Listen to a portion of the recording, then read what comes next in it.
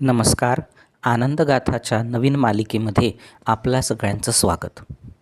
नमो भूतनाथं नमो देवदेवं नमः कालकालं नमो दिव्यतेजः नमः कामभस्मं नमः शांतशीलं भजे पार्वती वल्लभं नीलकंठम. समुद्रमंथनाचे वेळी बाहेर आलेल्या हलाहल विषाला आपल्या कंठात धारण करून नीलकंठ नाव धारण करणारा शिवशंकर याला आपला प्रणिपात असो. शिवस्थल दर्शन मालिकेच्या पहिल्या भागात याच नीलकंठाला समर्पित असलेल्या मंदिराबद्दल जाणून घेऊया. नागपूरपासून 80 किलोमीटर अंतरावर असलेल्या पवनी या प्राचीन गावी वैनगंगी नदीच्या काठी असलेले नीलकंठेश्वर महादेव मंदिर 100 ते 150 वर्षांपूर्वी उमरेडचे दानशूर सावकार निळकंठराव देशमुख यांनी उभारले. शिवपंचायतन स्वरूपात उभारलेले हे मंदिर अर्धमंडप व गाभारा या स्वरूपातील आहे. बाहेरून शिखर स्वरूपाचा कळस असून मंदिरासमोर सभामंडप उभारला आहे. मंदिर रचना व मूर्ती बघून मंदिर मराठा शैलीतील वाटते. 3 कमानी असलेल्या अर्धमंडपात नंदीची सुरेख व सुबक मूर्ती असून उत्तर दक्षिण हनुमंत व गरुड यांच्या सुबक प्रतिमा आहेत. पूर्वाभिमुख गाभाऱ्याच्या द्वारपट्टिकेवर कीर्तिमुख कोरलेले असून दोन्ही बाजूंनी द्वारपाल आहेत. गाभाऱ्याच्या मध्यभागी स्वयंभू महादेवाची पिंड आहे. शिवपिंडीची साळुंका अनियमित पाषाणाची असल्यामुळे हे स्वयंभू स्वरूपातील शिवलिंग ठरते. गाभाऱ्याच्या नैऋत्य कोनात श्री विनायक विराजमान आहे. मूर्ती शेंदूर चर्चित असून ललितासनात बसलेली आहे.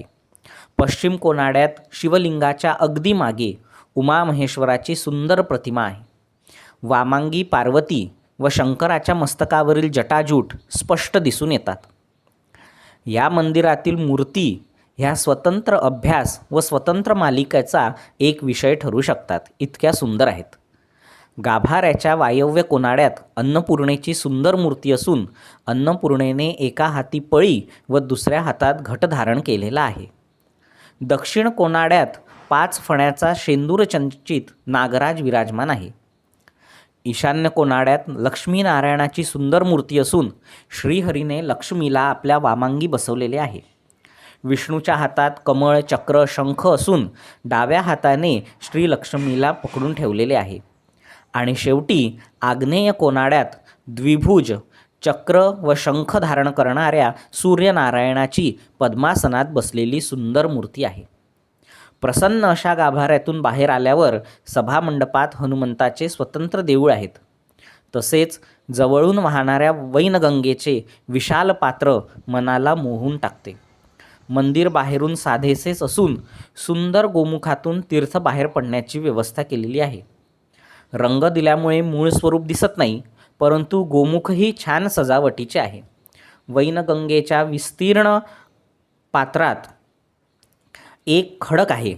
आता तो बराच झिजला आहे, परंतु पूर्वी तो हत्तीसारखा विशाल आणि गजपृष्ठाकार दिसायचा, त्यामुळे त्याला हत्ती गोटा म्हणत. मंदिराच्या आवारात एक वेगळेच तुळशी वृंदावन दिसले. त्याला 27 कोनाडे आहेत.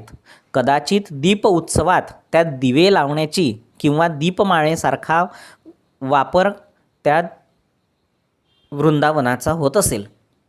आता रंग दिल्यामुळे कळत नाही, परंतु संपूर्ण दिवे लावल्यावर 27 नक्षत्रच जणू खाली उतरून नीलकंठाचा परिसर उजळून टाकत आहे असाच भास होत असेल.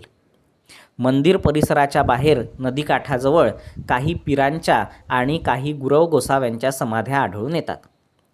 असा हा देशमुखांचा नीलकंठेश्वर वैनगंगेच्या काठी विराजमान असून सर्व चराचरावर आपल्या कृपेचा वर्षाव करत आहे. कर्पूर गौरी गिरिजा विराजे हळाहळे कंठ निळाची साजे दारिद्र्य दुःख स्मरणे निवारी तुझवीण शंभो मज कोण तारी. आनंदगाथाचा हा भाग आपल्याला कसा वाटला हे नक्की कळवा. तसेच आपल्या भागातील काही पुरातन शिवमंदिर असतील तर त्याबद्दल जरूर कळवा. आपण त्यांचा समावेश करू. धन्यवाद.